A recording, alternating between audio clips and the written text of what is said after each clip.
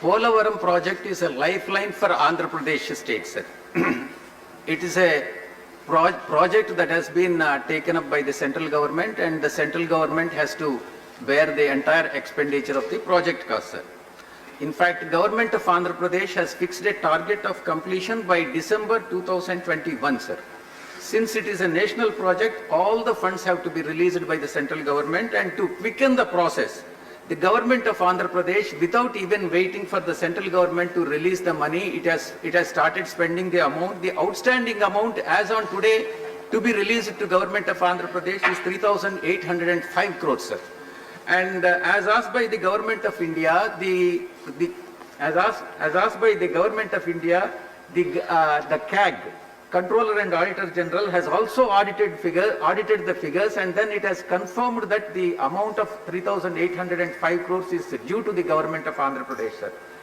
Honorable CM of Andhra Pradesh, Shri Jagan Mohan Reddy Garu, has written a letter to the Honorable Prime Minister explaining the details of the problems that are being faced by the state, particularly economic crisis after bifurcation, particularly in the pandemic of COVID, finding it extremely difficult to further spend money on the Polavaram project, and requested for immediate release of the funds of 3,805 crores, sir.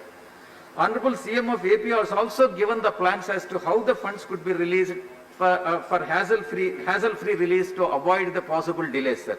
In the light of the above, I request the Honorable Minister, Jal Shakti Minister, to immediately take measures to release the funds for the Polavaram project so that it could be completed by the target date of December 2021, sir. Thank you very much, sir. Thank you. Thank you, Associate.